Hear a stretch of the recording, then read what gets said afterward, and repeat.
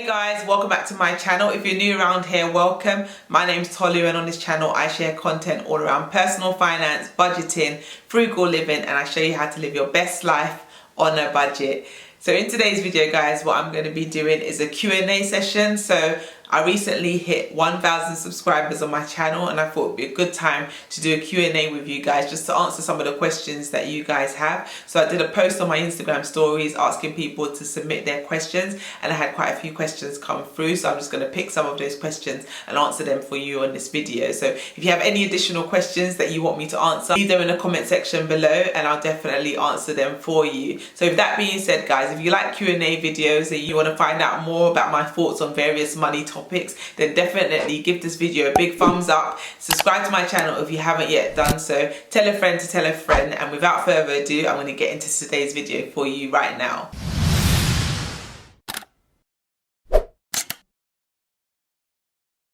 Okay, if you see me looking down, it's because I'm looking at the questions. But the first question I have is, how long did it take you to forge these finance habits? Did it come naturally and did it come quickly?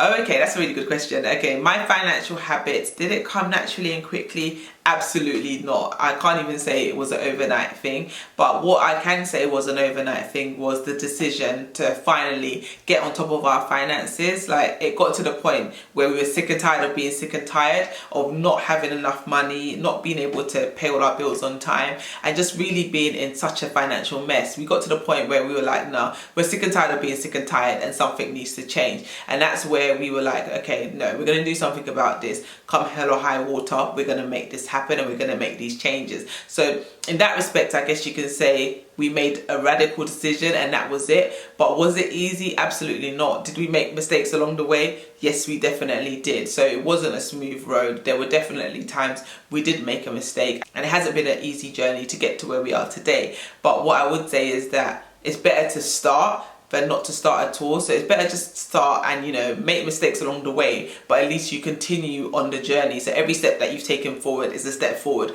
regardless of if it takes you another day or two to make the next step. At least you've made that one step and you've made that little bit of progress. So definitely don't give up on those goals. Forgive yourself if you make a mistake and just know that you can change these habits. Like, it takes time, but you can get there if you're willing to change your mindset and just commit to the process. So I haven't arrived by any stretch of the imagination. I still don't 100% stick to my budget, but what I can say is that my mindset when it comes to money has definitely changed and I have a different view when it comes to spending money. Back in the days, I was not content seeing money in my account. It's like if the money was there, I needed to spend it. Whereas now it's like, no, actually, Tolu, you have a bigger plan. You have somewhere where you're going. Having strong financial goals and a strong financial plan that we're working towards helps me stay focused on my financial journey and helps me actually stick to my financial plan. So it's definitely not a natural thing. So it's not a natural thing to say no to yourself. Who wants to say no to themselves? Often we don't do it, but it's so funny because I'm a parent. I have young children. I'm always having to say no to them. So I don't know why when it comes to us as adults we struggle to say no to ourselves. So I think we need to keep that same energy that we have for our children when it comes to ourselves. So the same way we don't always allow our children to have what they want when they want it, is the same way we need to kind of cultivate those habits in our own lives so that we don't do that. Because at the end of the day, our children learn from us. They follow what we do, not what we say we'll do. So definitely try and lead by example. Next question is, how do you do it all and look effortless in the process? Effortless in the process, I would not agree with that at all. What I would say is, don't let social media fool you. I'm only going to post pictures of myself online when I feel like I'm looking good. I'm not going to post pictures of myself when I'm looking like a mess, when I'm doing the school run in my house clothes, like literally just about brushed my teeth and made it out of the house to drop the kids off. You're not going to really see that on my Instagram page, but that's not to say I don't have those days and I don't have those moments. So what I would definitely say is, don't be fooled by what you see on social media. Everyone posts their best bits. Everyone always posts the highlight reel. No one's really going to show you the worst and the bad and the ugly of their life and their situation. So definitely take it with a pinch of salt. Like right now, you see me sitting here, I've got my makeup on. I've tried to make myself look presentable for you guys. As soon as I finish recording this video, best believe this makeup is coming off and my headscarf is going on. So all I can do is really try and put my best foot forward on social media, and yeah. So just be mindful of the fact that all that glitters is not gold and not everything you see is as it seems, kind of thing. No one's life is perfect and nobody has it together 100% of the time. We're all just winging it at the end of the day. Okay, the next question is, do you think it's possible to be debt-free single mom, working part-time and receiving benefits. I definitely believe it can be done. I think it's definitely possible, but I think it's not going to be an easy road. I can't lie to you and say it's going to be easy. I don't know what your debt amount is, but whatever the amount is, in the same way you was able to acquire that debt, I think you can get out of it. It's not going to be easy. It's going to take time. It's going to take a lot of sacrifice, but you can definitely do it. So what I would definitely advise you to do is, first of all, get yourself on a budget if you're not on one already. Know exactly how much money is coming into your account on a monthly basis. Know exactly what your expenses are. Once you can see in black and white what your financial position is, then you know what you're starting from. But if at the moment you're not too sure exactly what your expenses are, obviously we all say we know our expenses, but until you actually know it pound for pound exactly how much it costs to be you, then you're never going to really know how much you have to then use to tackle that debt and change your financial situation. So it is going to require certain changes to be made. It's going to require, number one, like I said, you reducing all your expenses and your outgoings. Then number two, if you're working part-time and you've got children, it's not going to be easy to go and get a second job. But what I would advise in that case is to find ways to make money online at home. So things like survey sites, I know people give them a bad rap because they pay peanuts, but it's still better than nothing. And in addition to that, you can also sell things around the house, things that you don't need. You'll be surprised how much stuff you have in the house that has a monetary value that to you might just seem like, oh, it's nothing, but to somebody else, they're willing to pay for it. So definitely find ways to sell things around the house, find ways to reduce your expenses. So are you spending £200 a month on food when you can maybe survive on £150 a month? That's £50 that you can put towards paying your debt. So there's definitely so many things that you can do, but I do believe it's possible.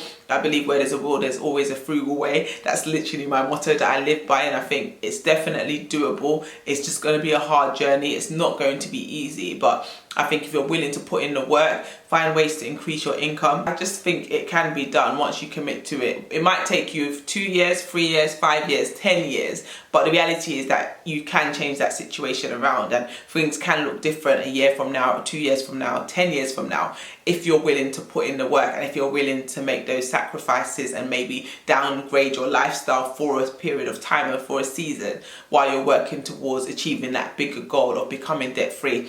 But absolutely, I do believe it's possible. I believe in you. I believe you have the power. I believe that power is in you. I believe the potential is in you. I believe that when you set your mind to do this thing and you say, I'm going to achieve debt freedom, I'm going to pay off the debt, you find that doors start opening that you didn't even know could open. You start finding ways to make additional income that you didn't even consider once upon a time. If you're a single mom at home and you're already at home with your children, maybe there's children in your child's class that you can pick up from school and get additional money from those moms who are working. So there's just, yeah, I think explore all the options that are available to you and you're going to find ways to make additional income and you're going to find ways to pay off that debt. It's definitely possible. It's definitely doable. And if you want to have this conversation with me offline, feel free to send me a message, send me a DM. You can book yourself in for a free coaching call and we can talk through your situation on a one-on-one basis. But that's my overview. I think it's definitely possible to be debt free no matter what the debt amount is.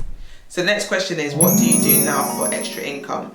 Okay, so now I am officially unemployed. I've been unemployed for 3.5 months now. Gosh, that's gone quick. But yeah, I've been unemployed for a while. But in that time, I've just been working on my own side hustles. So I've been obviously working on growing my YouTube channel. And thanks to you all, I've hit 1,000 subscribers, which is absolutely amazing. Thank you every single one of you that subscribed. If you haven't yet subscribed, please just pause this video, hit that subscribe button and then keep watching. I'm also working on a few digital products for my blog which will be coming out soon, so yeah, watch out for that. I'm also planning to monetize the blog through AdSense and things like that. So I have many different streams of income that I'm working on building and they're all at infancy stage at the moment. That in addition to the coaching which I've just started doing recently. So what I do is I basically work with people one-on-one on their own financial journey, whether it's you're in debt and you want to get out of debt and you need somebody to kind of help you make sense of it all, or whether or not it's just a mindset thing that's blocking you from actually facing this debt head on and actually getting started on your financial journey. Whatever area it is that you need coaching in, that's something that I'm offering as a service now, because that's just become an organic thing actually. People have asked me so much about it. I'm like, okay, people are asking me about this stuff, why not charge for this service? So yeah, it's something that I do now. So I offer coaching services. So if you want to book yourself in for a coaching call, I'll actually link it in the description box below. You can book yourself in for a taster session. But yeah, so that's the things that I'm working on now to make extra money. That, and I do on occasion still take on clients to do their hair. I don't really love doing hair, but it's something I do because it's something I'm good at and I make additional money doing it. I also do survey sites, so I've been doing surveys and making extra money doing that.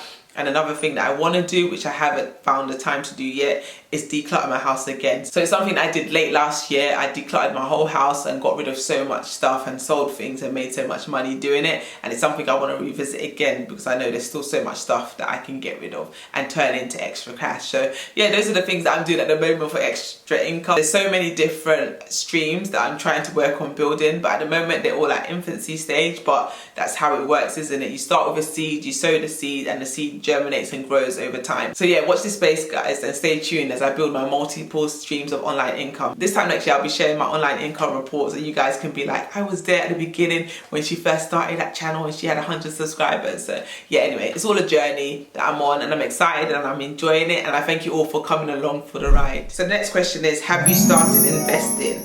And the short answer is no, I haven't. I haven't started investing. It's something that I've been researching for so long. I've been looking into investing. I even had Mama Furfa on my channel, not even on my channel, sorry, on my Instagram a few days ago, and we were talking all about investing, and she was sharing so much knowledge and so much information about investing. I've been watching her channel for years and getting all that information and absorbing it, but it's like, okay, Tolu, now you need to actually apply all that knowledge that you've acquired. Stop just, you know, taking it all in. Actually take steps and start investing. And after that conversation we had the other day, she really did make it seem so simple to do, and I was like, okay, do you know what, we can actually do this. We've been saving money aside to start investing, but we've overcomplicated it in our heads till now, whereas now I'm like, okay, now I'm ready to start investing. So I'm definitely going to be starting my investing portfolio very, very soon. If you'd like me to actually share some of that content with you guys and share my whole investing journey, let me know. Well, you don't even need to let me know, to be fair, because I'm going to share it anyway, because me starting this channel was all about documenting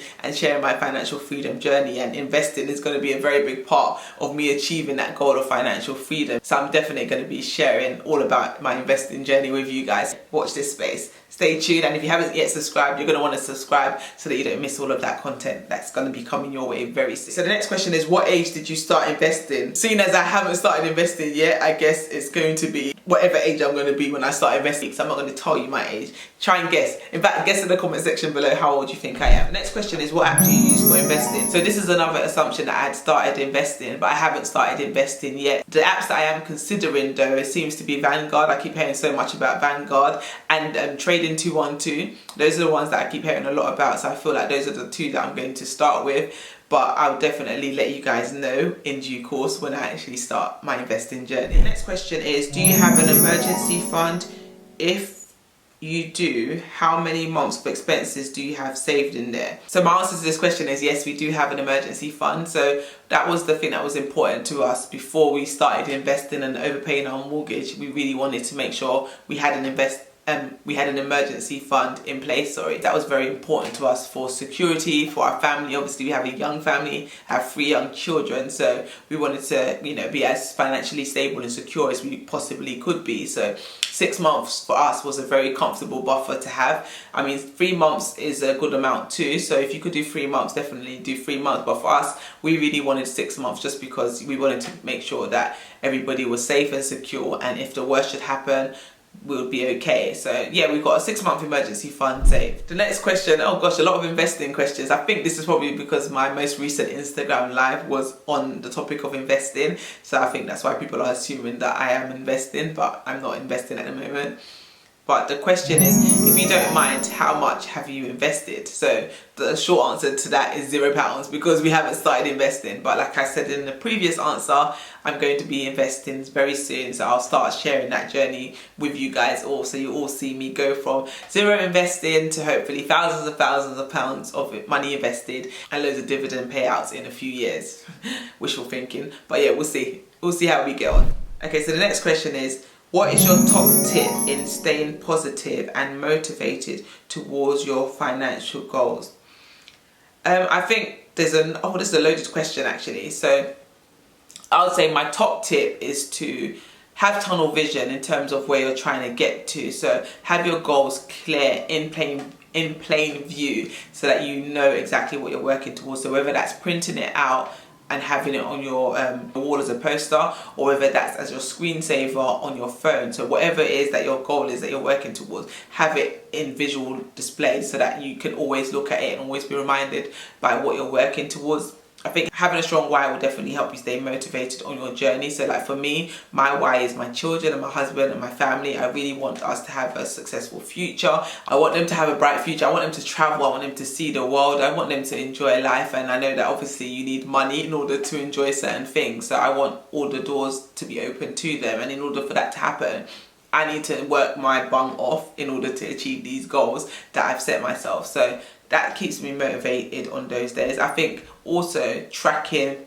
your goals and your success also helps. So for me, for example, for my house that we're trying to pay off early, I have a mortgage tracker. So I have a tracker that we update every single month when we overpay our mortgage and we make our normal mortgage payments. So that helps me stay motivated and stay focused, because every single month that we're getting closer to hitting that goal, I'm excited because I'm like, oh yeah, we're getting closer. Every brick we colour in, I can see us getting closer and closer to reaching that goal of paying off the amount that we want to pay off this year on our mortgage. So I think having that really does help. So if you can in any way track your financial goals and reward yourself every time you hit a milestone. So if you break that goal down into 12 months, for example, every single month that you hit that goal, you can reward yourself so that you keep motivated onto the next month and the next month and the next month and the next month. So yeah, I think that really does help with motivation as well. And I think just realizing, recognizing that it is a marathon, it's not a sprint. Whatever the goal is that you're working towards, it's not going to happen overnight. It is going to take time. And if you're mindful of that and conscious of that, that it is a journey, it's not going to be an overnight thing, it's not going to be a quick fix.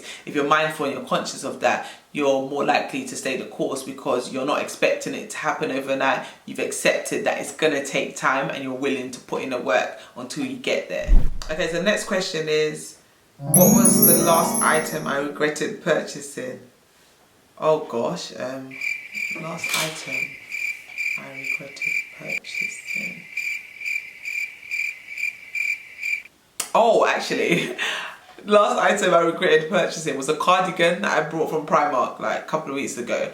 I bought it and it's got a rip in it already, so I'm so annoyed because I have to go all the way back to the shop to go and change it for another one. So I regret buying that because that was an impulse purchase that I probably didn't need to buy. I was in there to get a few bits for the kids, and then I ended up picking up this cardigan which ended up ripping, and now I have to take it back. So I think that was the most recent, anyway, regrettable purchase that I made. Okay, next question is, how can I improve my financial literacy?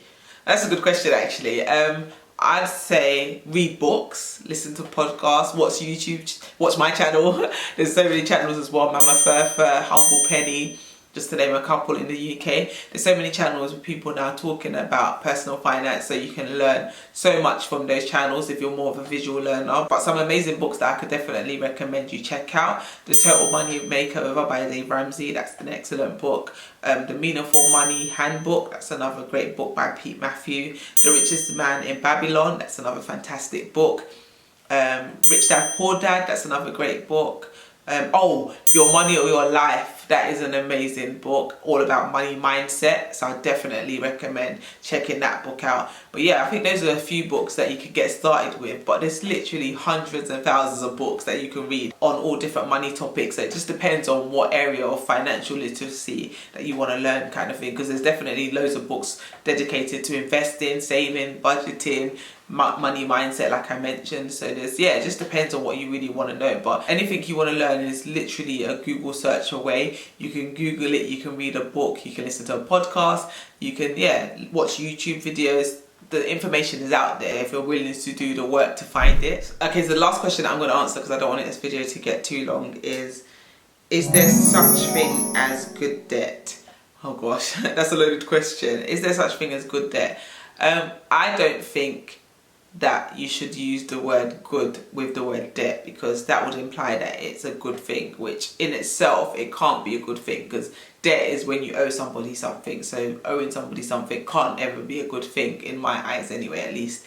But I think when you, okay, so I wouldn't call it good debt, but I think debt can be used for good things, if that makes sense. So I'd say that it can have good uses, but I think in itself, to call it good debt, I think is a risky thing to do, because then you don't give it the respect it needs and it deserves, and you start kind of take your foot off the gas a bit, because you think, oh yeah, it's good debt, it's fine, but it's still debt and it still needs to be paid off. So like a mortgage, for example, yes, we can say it's good debt. However, it's good when you can make those mortgage payments every single month, isn't it? But God forbid you lose your job tomorrow, or your income in some way changes as a household. Can you still afford to make those monthly mortgage payments? Suddenly that good debt that you had now becomes a bad debt because you can't afford to keep up with the payment. Sorry, my battery just died on my camera, so yeah, I had to recharge the battery. But as I was saying, I don't think there's any such thing as good debt. I think debt should always be treated with caution and handled carefully. So yeah, don't say it's good debt. Yes, it's been used for something good. However, in itself, in its entirety, it's not a good thing, because you're still owing somebody money. And like the example I was given with the mortgage, it's all good when you can afford to make the payments, but when you can no longer afford to keep up with those payments, that good thing turns to be something bad. So yes, I know you can use debt for leverage, and you can use debt to make more money and things like that, but it's all good and gravy when things go according to your plan. But when you can't keep with that plan and things don't go the way you wanted them to go, that good debt quickly turns bad. So I think it should always be treated with that level of caution, and don't just think, oh yeah, it's good debt, it's fine, because that can end up getting you into trouble later on down the line. So yeah, that would be my answer to, is there such thing as good debt? I would say no. I know that's controversial, and people probably slated me in the comments and be like, yes, Tolly, it actually is, but this is my opinion and that's what I'm sticking to. So that's all the questions that I'm answering for this video. If you want me to do a part 2, just let me know. And if you have any additional questions that I haven't answered that you want to ask me, then leave them in the comment section below, and I'll definitely answer as many as I can. With that being said, guys, if you've made it this far in the video and you haven't given it a thumbs up, then I don't understand what you're doing. Can you give this video a thumbs up, please? Subscribe to my channel if you haven't yet done so. Share this video with a friend, and we'll see you on my next video. Thank you for watching. Bye.